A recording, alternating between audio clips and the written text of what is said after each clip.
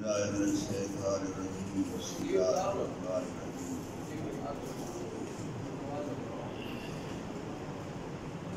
الحمد لله رب العالمين والصلاة والسلام على سيد الأنبياء والمرسلين وعلى آله الطيبين الطاهرين المعصومين الذين أذهب الله عنهم الرجس وطهرهم تطهيرا. اللهم صل على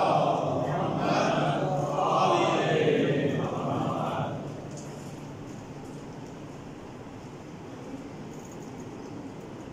سب سے پہلے تو میں گزارش کروں جب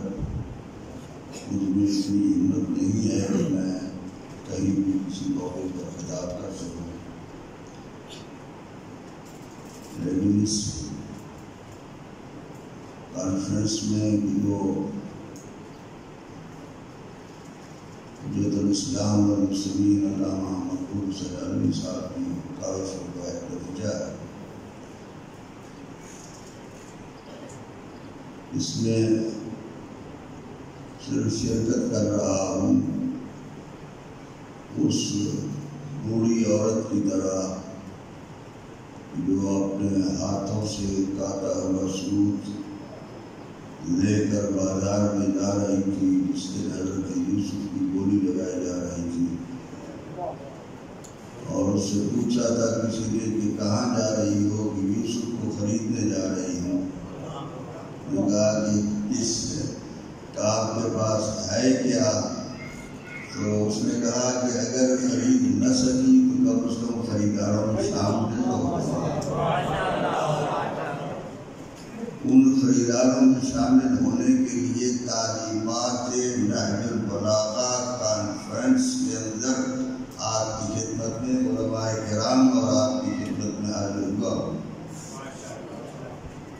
یہ تعلیمات کے جو بغیر کسی حد کے ہیں، ان تعلیمات کے لیے ایک علیحدہ ایک مدرسہ قائم ہو تو پھر تو مانا جا سکتا ہے کہ وہ تعلیمات دی جا سکتی ہیں۔ جس مدرسے کے اندر 2-3 سال مسلسل یہ پڑھایا جائے کہ تعلیمات نہج البلاغہ کیا ہے۔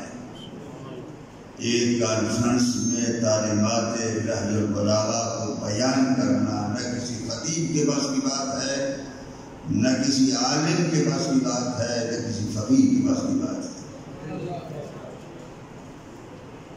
اور یقین جانیے کہ اللہ سبحانہ و تعالیٰ ظاہر ہے کہ ایک نہج البلاغہ کلام ہے، اور جو بھی کلام کسی کتاب کی شکل میں جمع کیا جائے، اس کلام کی عزت و احترام اس کلام کا جو مالک اور اس کلام کا جو صاحب ہوتا ہے، صاحب کلام جتنی ہوتی ہے، تو جتنا صاحب کلام یا صاحب کتاب عظیم ہوگا اتنی ہی کتاب بھی عظیم ہوگی۔ نہج البلاغہ جیسی کتاب کی جو قرآن مجید کے بعد مخلوق میں سب سے اعلیٰ کتب میں شمار کی جاتی ہے، اس کتاب کے اندر جس کے اندر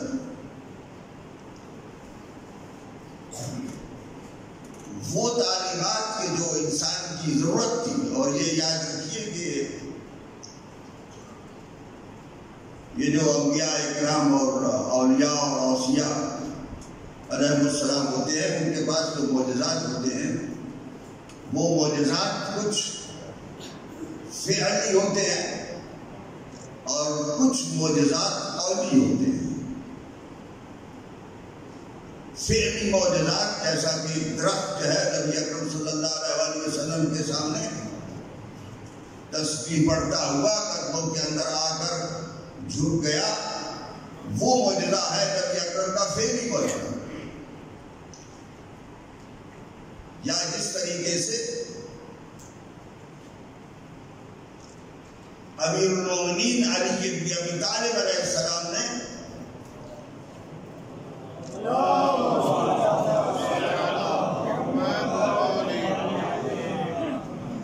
صلوات پڑھتے ہوئے ذرا جھجکیے نہیں، مل کر ذرا صلوات کریں.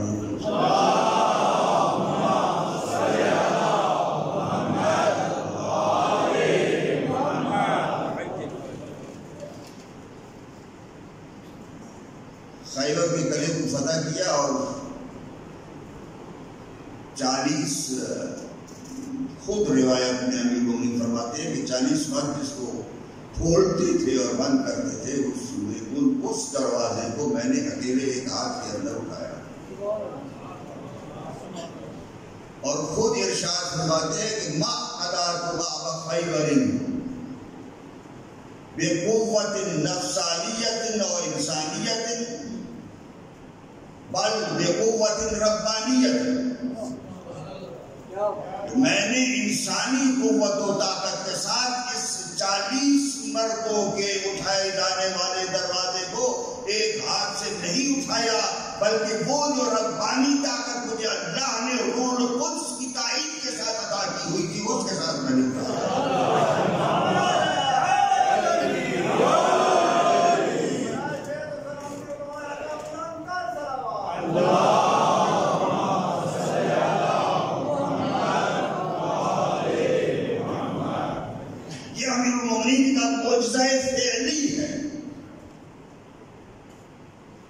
مبصر کروں کہ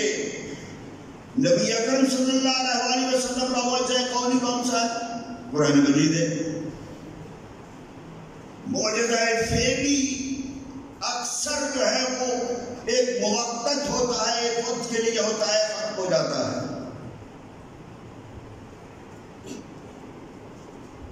جیسے کہ سارے معجزے انبیاء کے ختم ہو گئے، ان کے زمانے کے اندر تھے. ہاں نبی اکرم صلی اللہ علیہ وسلم کا ایک معجزہ باقی ہے ابھی تک، اور وہ شاید آپ جانتے ہوں کہ نبی اکرم نے جب مسجد نبوی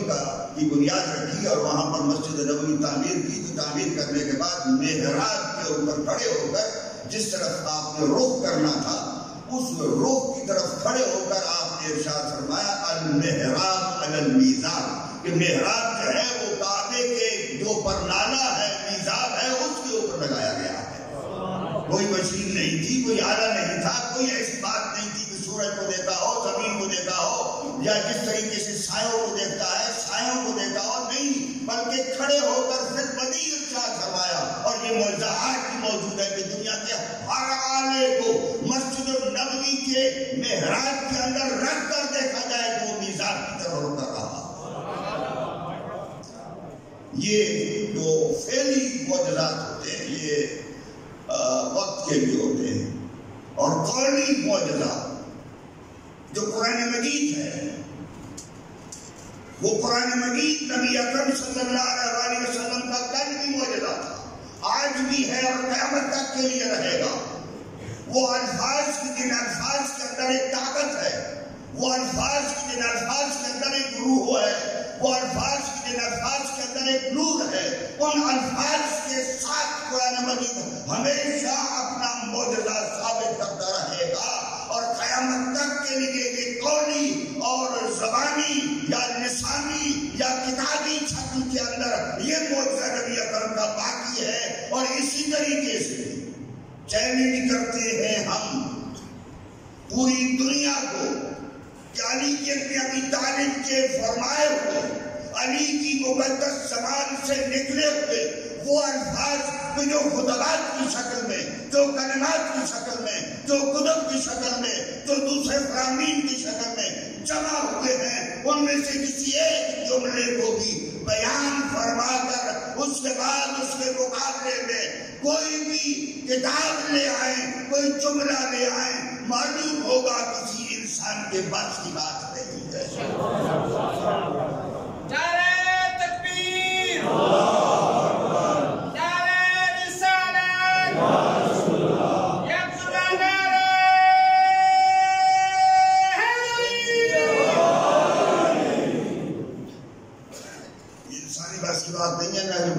کلمات کو بیان کرنا، یعنی ان کے بیان کرنے کی، ان کی تعبیر بیان کرنے کی انسانی بات سنیے، یہ الہام ہے، یہ روح القدس کی تائید کے ساتھ زبان حرکت کر رہی ہے، مبارک زبان امین المومنین کی اور کائنات کے امام کی، اور ان جملوں کو اکٹھا کیا گیا ہے،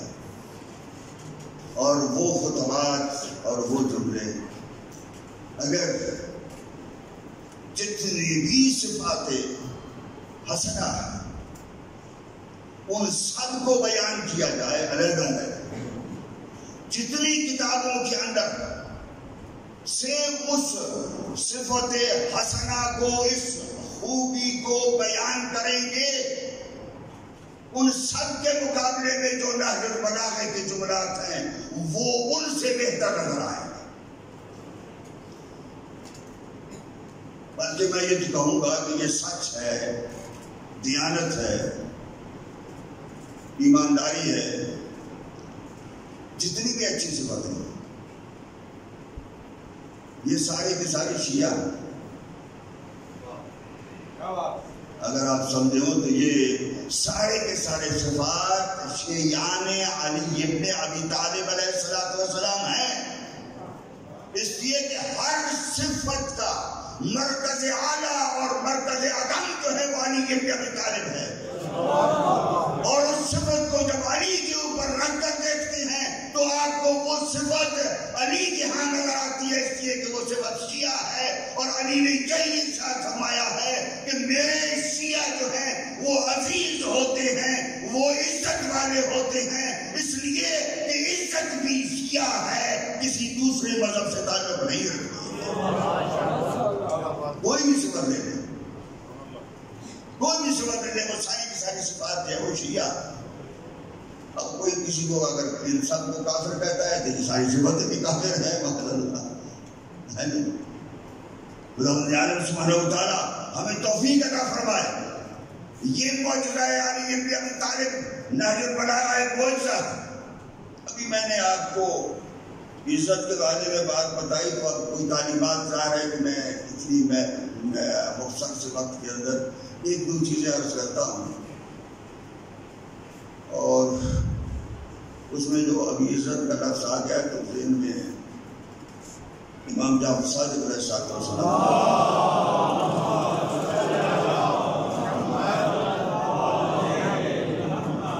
ان اللہ فوض،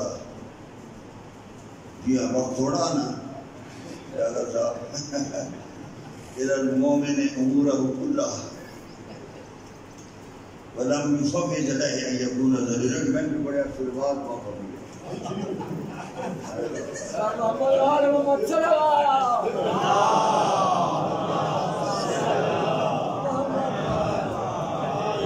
آج میں گوڑی بھی کھا کے آیا، درد کیا، اس واسطے میں تھوڑا یہ بول رہی ہوں۔ ان اللہ فوض الی المؤمن امورہ کلہا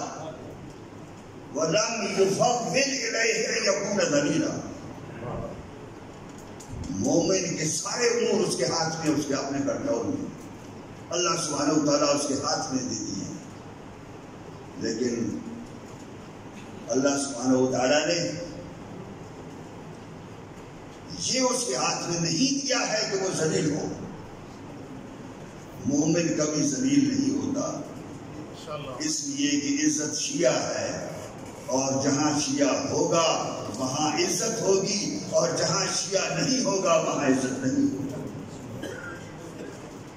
اسی طریقے سے ہے، سلام پڑھیے۔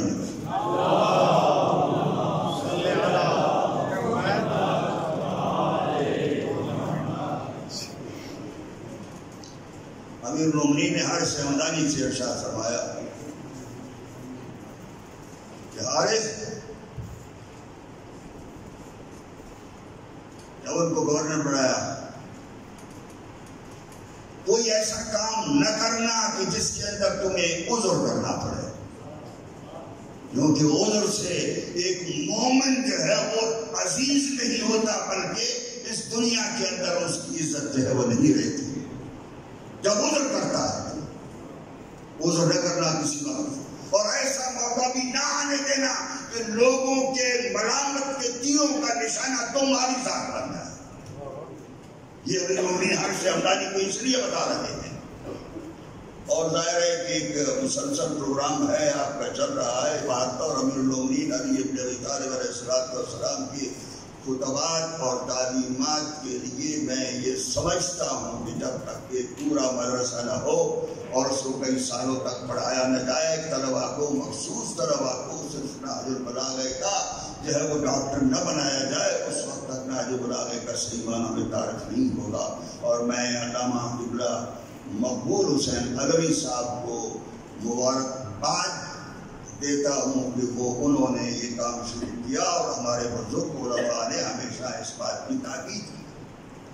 امیر المومنین کے فرامین میں جو سب سے اہم تیسرے خطبے کے اندر جو آپ نے ارشاد فرمایا، صلوات پڑھیے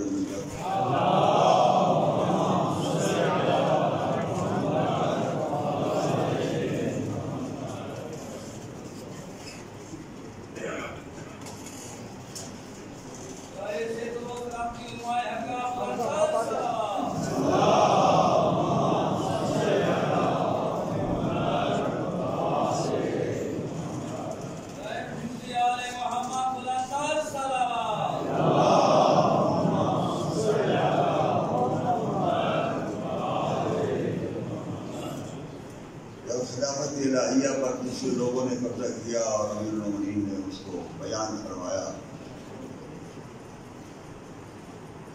اس وقت وہ اس کو دوسری شکل دے دی۔ امیر المومنین نے اس کا جو خاکہ کھینچا ہے اپنے اس دل اور دکھ اور درد کے ساتھ، یہ کتاب ہے علی اکیلا تھا، اکیلا ہے اور اکیلا رہے گا۔ علی کل بھی اکیلا تھا، آج بھی اکیلا ہے اور آئندہ بھی اکیلا رہے گا۔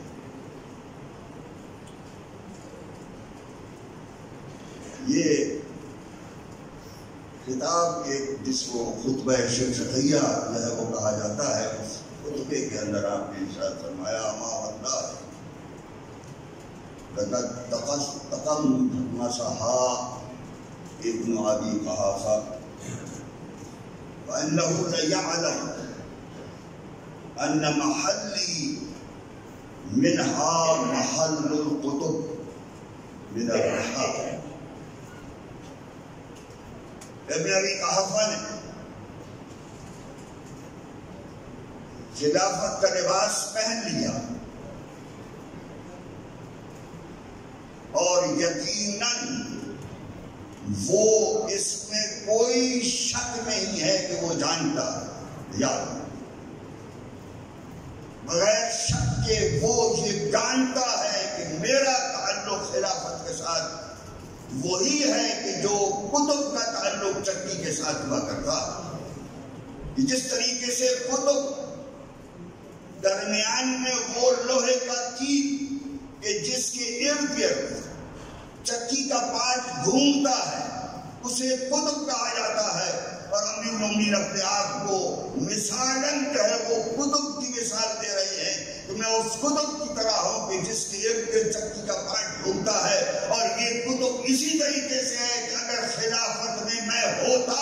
تو میرے ارد گرد اگر امت مسلمہ گھومتی تو دنیا کے اندر بھی کامیاب رہتی اور آخرت کے اندر بھی کامیاب ہوتی۔ لیکن اس قطب کی مثال کے ساتھ امیر المومنین کیا ارشاد فرما رہے تھے؟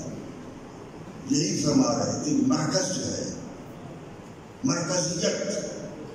چاہے ولایت کی مرکزیت ہو، چاہے رہبری اور قیادت کی مرکزیت ہو، دونوں مرکز علی بن ابی طالب ہیں۔ ولایت کی مرکزیت اس طریقے سے جیسا کہ علماء نے بعض اوقات مثال دی ہے کہ چکی کے اندر جب پاٹ کے اندر اوپر سے دانے ڈالے جاتے ہیں کہ دو دانے اچھل کر دور چلے جاتے ہیں، وہ چکی کے پاٹ کے اندر پس جاتے ہیں، اور جو قریب بیٹھ جاتے ہیں وہ بچ جاتے ہیں۔ اسی طریقے سے جو علی کے قریب آ کر بیٹھ جائیں گے جہنم کی آگ سے بچ جائیں گے، اور جو دور چلے جائیں گے وہ جہنم کی چکی میں پس جائیں گے۔ یہی قطب ہے، یہ ولایت ہی قطب ہے، اور دوسرا رہبری اور قیادت کا قطب ہے۔ وہ امیر المومنین علی بن ابی طالب علیہ السلام. اور اس نہج البلاغہ کے اندر چاہے راہبری ہو، چاہے اقتداء کرنی ہو، فالو کرنا ہو، چاہے کسی کی پیروی کرنی ہو، ان سب کے لیے ایک ہدایت اور نمونہ عمل نہج البلاغہ کے اندر موجود ہے. اور یہ نہج البلاغہ کسی نے ایک تصویر ارشاد فرمائی ہے اور مجھے بڑی پیاری لگتی ہے، جس میں انہوں نے یہ کہا ہے کہ یہ تصویر پڑھا کریں کہ الحمدللہ الذی جعل کمال دینہ و تمام نعمتہ ولایت امیر المومنین علی بن ابی طالب علیہ السلام.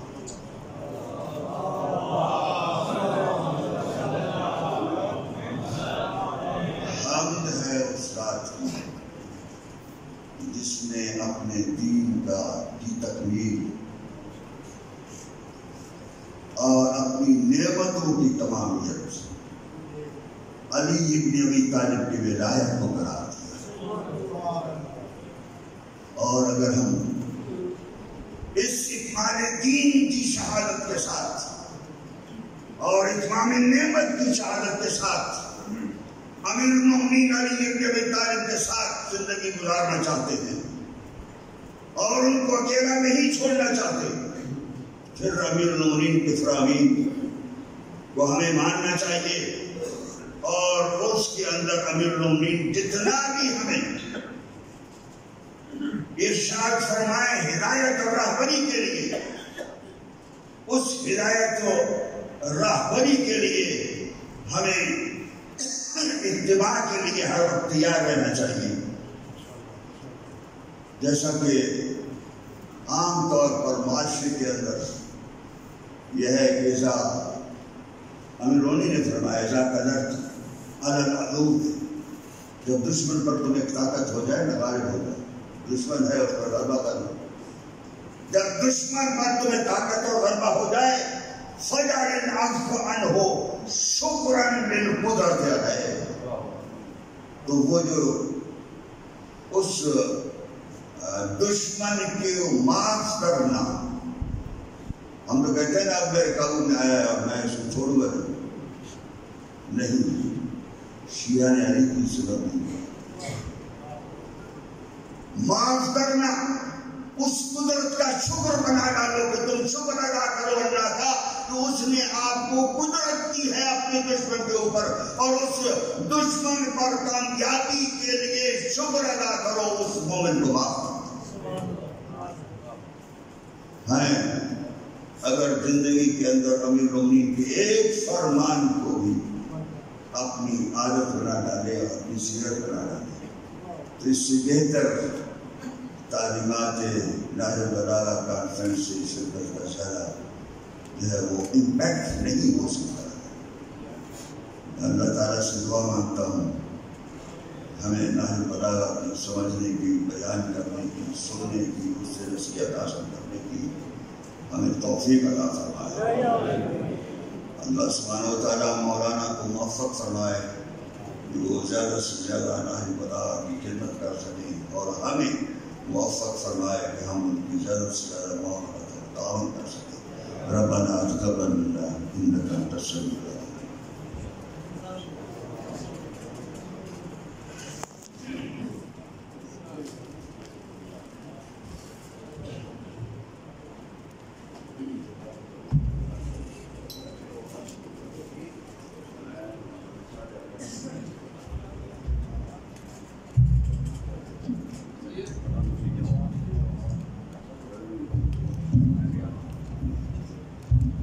بسم الله الرحمن الرحيم. اللهم صل على محمد وعلى